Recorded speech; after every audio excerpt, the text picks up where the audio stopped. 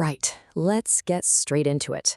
Welcome to this explainer. If you're currently gearing up for a civil service assessment and you've got your sights set on that executive officer role, you are in exactly the right place.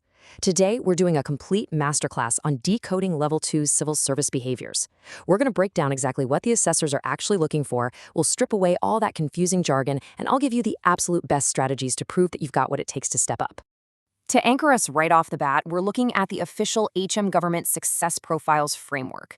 This is literally the blueprint for how the civil service assesses candidates. We're zooming right in on the behaviors section. Basically, behaviors are just the specific actions and activities that lead to effective performance. And here's the crucial part. Those expectations, they change depending on your grade. So today, our absolute focus is cracking the code specifically for Level 2, which corresponds directly to those executive officer or EO roles. So, here is our blueprint for today. We'll cover 1. The mindset shift. 2. Seeing the bigger picture. 3. Changing, improving, and deciding. 4. Leadership without a title. And finally, 5. Communicating, influencing, and teaming. Okay, Section 1. The mindset shift. Before we even touch on the specific behaviors, we really have to wrap our heads around the fundamental gap between a Level 1 worker and a Level 2 executive officer. Keep this contrast in the back of your mind at all times. At Level 1, say, an administrative assistant, the standard is essentially just, I completed my work effectively. You did what was asked, you followed the rules, you hit your individual targets. Great.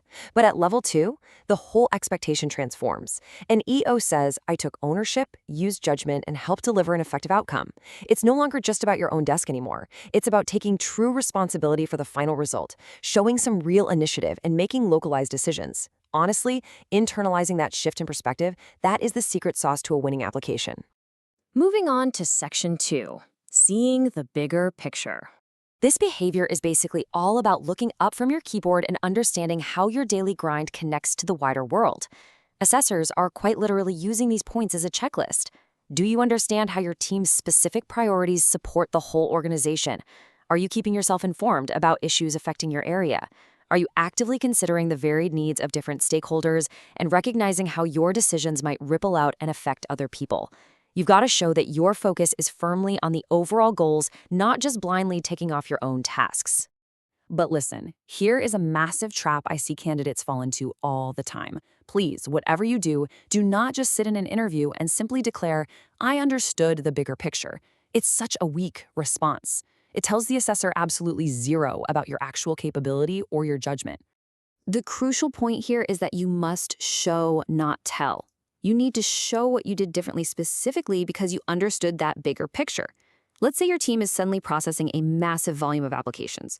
A Level 1 response? Well, that's just typing faster. But a Level 2 response is recognizing that those delays could actually breach a wider organizational commitment.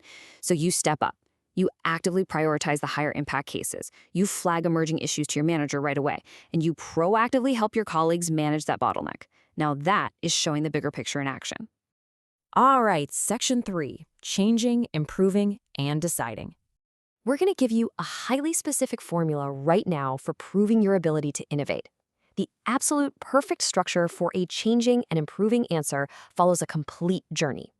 Assessors really want to see you question an inefficient process. So don't just sit there and say, oh, I suggested a new spreadsheet. You have to walk them through the entire timeline. Tell them you noticed a problem, like, say, redundant data entry. Then you gathered evidence on why it was happening. You had an idea to fix it, but, and this is key, you actually consulted your colleagues before building it.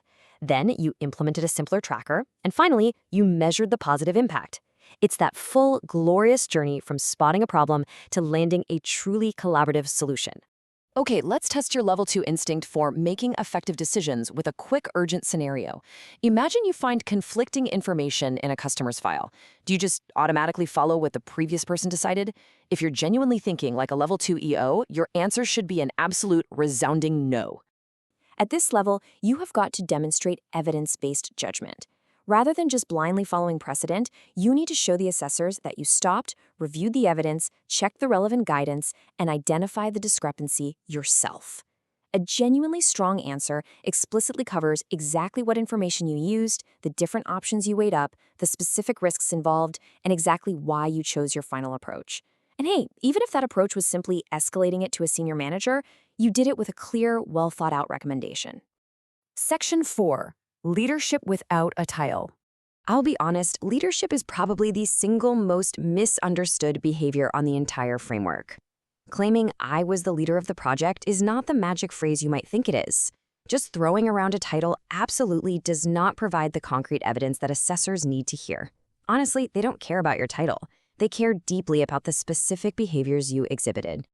I want you to mentally pocket this guiding question right now. What did I personally do to help others succeed?